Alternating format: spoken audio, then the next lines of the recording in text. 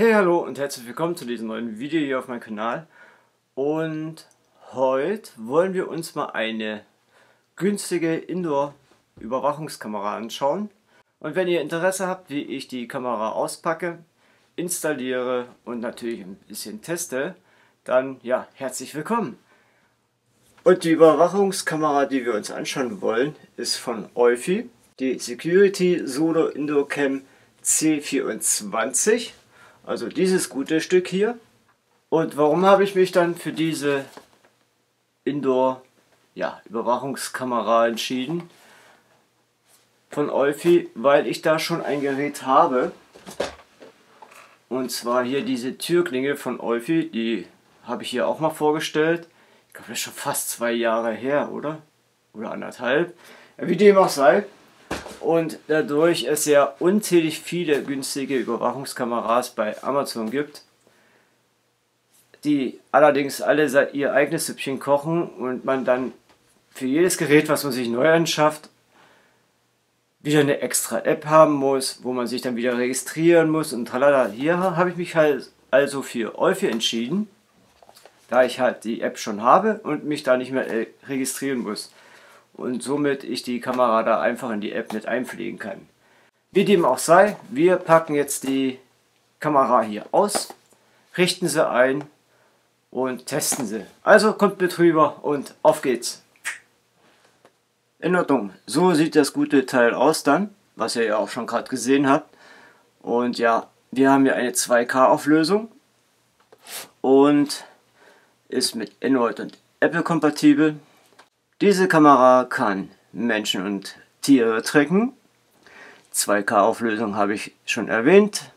Wir können die Kamera mit der Sprache kontrollieren, also Kommandos geben, und wir haben sowas wie eine Gegensprechinrichtung. Also das bedeutet, dass wir in beide Richtungen was sagen können. Das bedeutet, dass diese Kamera also ein Mikrofon und ein Lautsprecher verbaut hat, so dass man ja, zum Beispiel, wenn man jetzt die Kamera auf ein Kind richtet, aus der Küche dann ins Kinderzimmer was übermitteln kann. Nur als Beispiel jetzt. Aber wir packen jetzt das ganze Ding mal aus hier, um zu sehen, wie das wirklich ausschaut.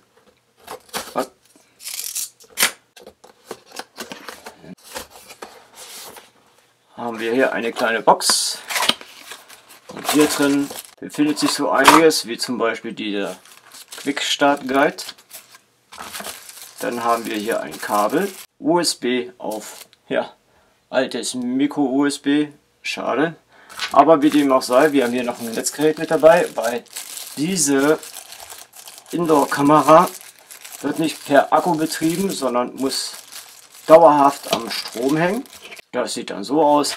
Deswegen ist das auch völlig Latte, dass das jetzt hier ein ganz normaler Micro-USB-Anschluss ist. Ganz normal, das ist schon fast veraltet. Was haben wir noch hier drin? Natürlich haben wir dann die Kamera selbst. Die ist gar nicht mal so groß. Also fällt die auch theoretisch nicht so auf. Einfach ein Standfuß. Man kann dieses Gerät auch an die Wand anbringen. Und deswegen gibt es dann hier diese Platte mit dazu und Schrauben und Dübel. Und ja, das war es auch schon gewesen. Mehr ist da nicht drin. Wir haben dann auf der rechten Seite einen Einschub für die MicroSD-Karte. Hinten sieht es aus wie ein Reset-Knopf und den Port für den Micro-USB-Stecker. Und das war es auch schon gewesen. Übrigens hier die Füße sind gummiert, sodass es keine Kratzer auf dem Tisch gibt, falls man die auf dem Tisch hinstellen will. Oder aufs Regal, je nachdem.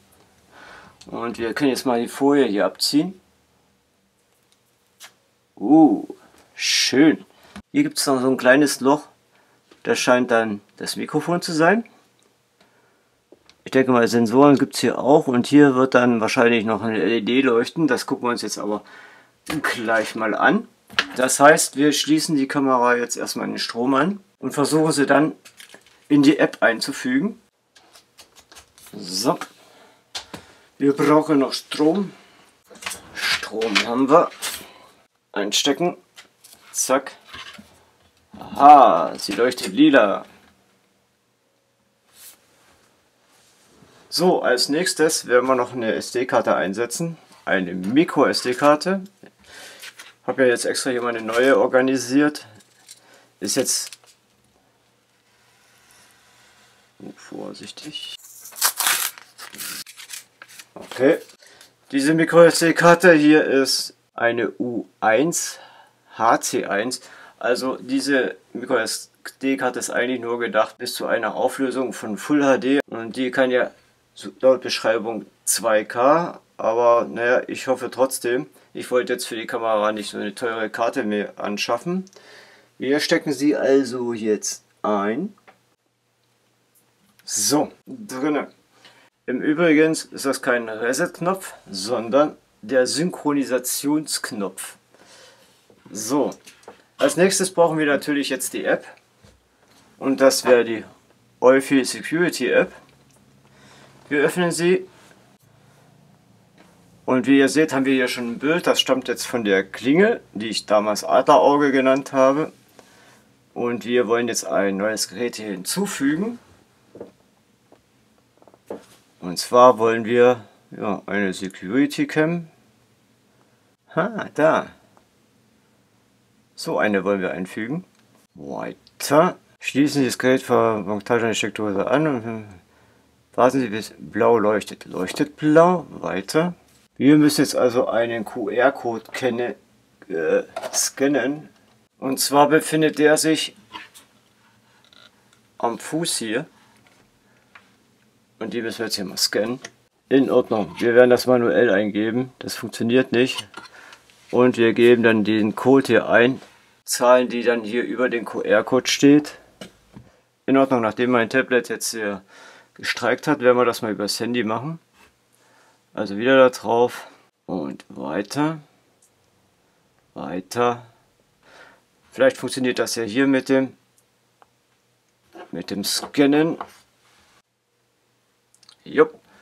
Okay, auf dem Smartphone hat es funktioniert. So, hat jetzt funktioniert. Jetzt müssen wir noch die Synchronisationstaste auf der Rückseite 2 Sekunden lang drücken, bis ein Signalton kommt. Und das machen wir mal. Wir drücken also 2 Sekunden. Gut. Signalton ist ertönt. Jo, okay. Jetzt noch mit dem WLAN verbinden. So, Verbindung wird jetzt hergestellt. Setup war erfolgreich. Jo, wunderbar. Und weiter. Okay, jetzt können wir hier noch einen Gerätenamen hinzufügen. Ja, wie es heißen soll, Schlafzimmer, Küche, Eingang, Wohnzimmer. Okay, wird schon hier, erste Personen werden schon erkannt. Wir geben einen Namen ein. Ich nenne das mal einfach Wächter. Wächter. Fertig. Bestätigen. Weiter. SD-Karte noch formatieren. Ja, formatieren. Wird aber schon echt eine Person erkannt. Okay. Das haben wir auch. Ja, wo steht das Ding? Auf dem Tisch? Oder Regal, Wand, Decke. Wir nehmen natürlich Tisch und Wand. Ja, weiter. Danke für die Infos. Und Hinweise zur Montage. Weiter. Herzlichen Glückwunsch. Fertig. So, jetzt haben wir jetzt 2 Dinge. Wunderbar. Ich denke mal, jetzt wechseln wir mal wieder zum Tablet. Das ist der Wächter. Wir können mal auf Play drücken. So. Hallo. Ah, ist nicht ganz live. So ein bisschen zeitversetzt hier. So. Hallo. Ah, ist nicht ganz live. So ein bisschen zeitversetzt hier. Aber es geht. Das Bild ist jetzt nicht gerade der Burner. Aber darum soll es ja nicht gehen. Man will ja nur sehen, was passiert, wenn zum Beispiel unser Hund alleine ist. Was der also quasi treibt, ob der große fette Partys schmeißt oder einfach nur pennt. Keine Ahnung. wie dem auch sei. Wir gucken jetzt hier nochmal in den Einstellungen von dem Gerät. Jo, Geräuscherkennung ist aus, Haustierbefehl ist auch aus, Bewegungserkennung.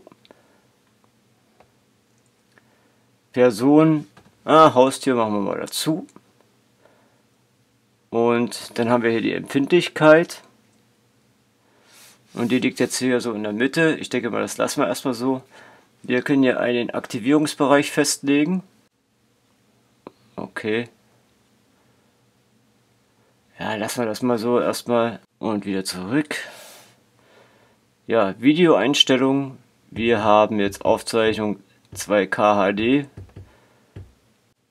Ich würde sagen, normalerweise würde ja auch Full HD reichen. Ich meine, man will ja damit ja nicht filmen, aber das spart Speicherplatz auf der Karte.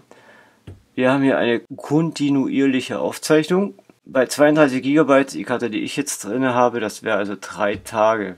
Und ja, Bildqualität haben wir. Dann können wir hier noch, also es geht jetzt hier um die Streamqualität. Wir lassen mal auf automatisch, dann passt er sich das an. Deswegen ist jetzt wahrscheinlich auch das Bild schlecht gewesen. Und ja. Okay, Notifications anzeigen, allgemein, Gerätefreigabe. Und wir gehen jetzt nochmal in die Live-Vorschau. Da können wir aufzeichnen, Alarm. Wir kennen hier mal Audio. Haben wir überhaupt hier was? Jo, funktioniert. In Ordnung, das scheint zu funktionieren. So, ich habe euch mal jetzt woanders hingestellt. Ich habe hier noch was ganz Interessantes gefunden. Zum Beispiel hier bei den Befehlen hier, ne? Wenn jetzt ihr einen Hund habt oder eine Katze oder sowas und dieser Hund kommt dann in diesen vordefinierten Bereich, den wir auch schon gesehen haben, da kann das Gerät einen Sprachbefehl ausgeben, wie zum Beispiel Platz, geh weg oder sonstige Sachen. Das finde ich ganz nice. Ich werde jetzt mal in den Bewegungsbereich der Kamera gehen und wir schauen mal, was der dann aufzeichnet und wie lange der aufzeichnet. Hier zum Beispiel sind dann die Ereignisse werden hier angezeigt. Ich weiß gar nicht, ob ihr das da überhaupt so sehen könnt. Hier sind 0 und hier auch 0 und ja, wir schauen mal. Ich gehe jetzt mal da durch.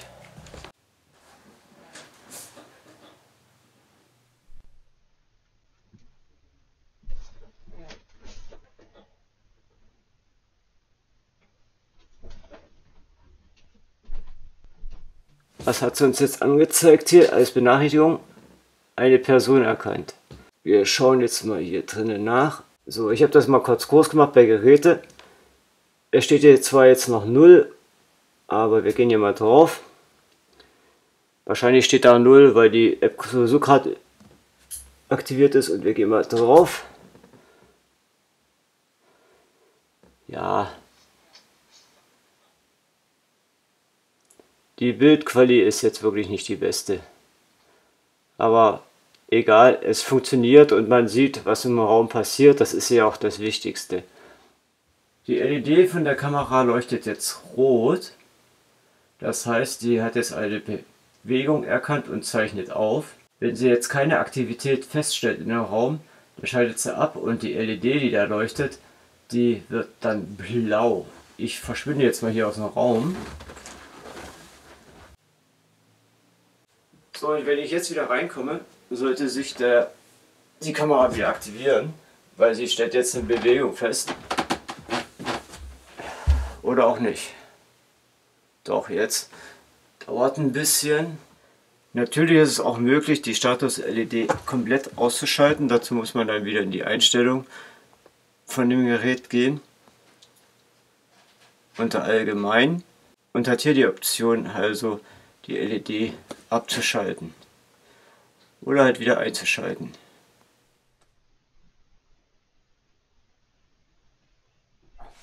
So viel jetzt zu meinem Test zu dieser Eufy Security C24.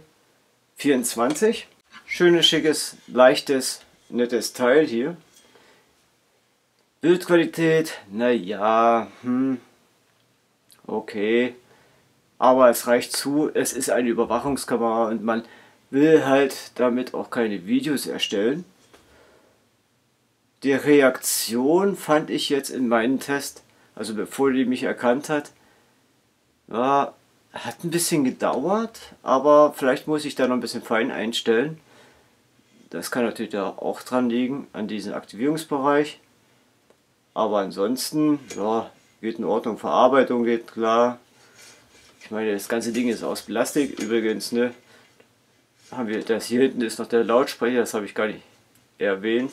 Ich denke mal, um zu überprüfen, was im Haus gerade los ist, wenn man jetzt im Urlaub ist oder im Kinderzimmer, wenn man gerade in der Küche ist und das Kind ist dann halt in seinem Zimmer oder was weiß ich, man hat ein Haustier und will einfach mal erfahren, so wie ich, was die so treiben, wenn alle das Haus verlassen haben, ob die da fette Partys feiern oder nur um mal zu schauen, ob aus toten Gegenständen plötzlich lebende werden, siehe Toy Story. Ja, blöd, ich weiß.